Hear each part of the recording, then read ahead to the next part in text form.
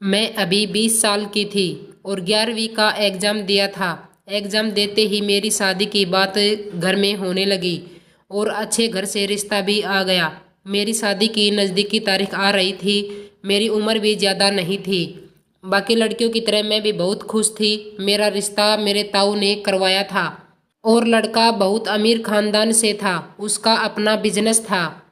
किसी भी चीज़ की कमी नहीं थी, इसलिए सभी घरवाले इस रिश्ते से खुश थे। शादी से पहले ही हम दोनों ने फ़ोन पर बातें करना शुरू कर दी थी। उसका नाम सोहन था। उससे बातें करने में बहुत मज़ा आता था। रात भर हम बातें किया करते, लेकिन एक दिन उसने मुझसे कहा कि शादी की पहली रात हम दोनों ना एक दूसरे को देख सकते हैं और ना ही बात कर सकते हैं, क्योंकि ऐसा हमारे घर में रिवाज है और यह बहुत लंबे समय से चलता आ रहा है। मुझे उनकी यह बात सुनकर हैरानी हुई, लेकिन मैं इस बात को मान गई। फिर देखते देखते वह दिन भी आ गया। घर वालों ने मेरी शादी धूमधाम से करवाई और उस दिन मैं बहुत खुश थी। फिर रात में मैं अपने पति के कमरे में बैठी उनका इंतज़ार कर रही थी और लाइट बंद थी। पूरे कमरे में अंधेरा था। फिर किसी ने दरवाज़ा खोला और धीरे से बेड पर आकर बैठ गया। इससे पहले मैं अपने पति से एक बार भी नहीं मिली थी। बस रिश्ते के वक्त हम एक दूसरे को दूर से ही देखा था। यहाँ तक कि हमने आमने सामने बात तक नहीं की। बस हमारी बात एक आवाज़ की पहचान थी। फिर उसने मेरा हाथ पकड़ा और चूमने लगा। उसने मेरे साथ मस्ती करना शुरू किया, लेकिन इस तरह से बिना अपने पति को देखे यह सब करना अजीब लग रहा था।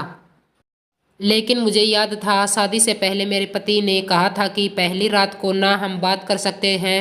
हम एक दूसरे में खो गए और मैं जैसे ही उसने पकड़ा, मुझे ऐसा हुआ कि यह मेरा पति सोहन नहीं है, क्योंकि जब मैं उसे दूर से देखा था तब वह दुबला पतला था और यह आदमी कुछ मोटा लग रहा है। मुझे लगा मेरा पति नहीं। मैं कुछ बोल भी नहीं पा रही थी। 3-4 घंटे बीत गए। अब सुबह होने कोई मुझसे किसी की आवाज़ सुनाई दी। वह सोहन की आवाज़ थी। अब मेरा शक यकीन में बदल गया। मैं अपने बेड से धीरे उठ गई। मैंने अपने बैग से फ़ोन निकाला और फ्लैश जलाकर देखा तो मेरे होश उड़ गए। इंसान सोहन नहीं, मेरा ससुर था। मेरी तो जैसे ही जान निकल गई। मैंने अपनी मम्मी को फ़ोन किया और सब कुछ बता दिया। तब तक ससुर भी उठ गए और उससे सब पता चल चुका था कि मैं जान चुकी हूँ और चुपचाप से कमरे से बाहर चला गया। सभी मेरे घर वाले भी वहाँ आ पहुँचे और मैं रो रो कर सब बताया। मेरे घर वालों ने बात की तो पता चला कि सोहन नामर्द था। इससे पहले भी उसकी शादियाँ हो चुकी थी, लेकिन सच जानकर दोनों बीवियों से छोड़कर चली गई। इसलिए सोहन के घर वालों ने इस बार प्लान बनाया था कि सोहन के पिता मुझे प्रेग्नेंट कर देंगे और फिर बच्चों के लिए मुझे सोहन के साथ रहने को मजबूर कर देंगे। सच जानने के बाद मेरे घरवाले तुरंत मुझे लेकर घर चले गए। सोहन और उसके घरवालों के ऊपर केस कर मुझे इस बात का बहुत दुख हुआ। इसी को शादी को लेकर मैंने कितने सपने देखे थे।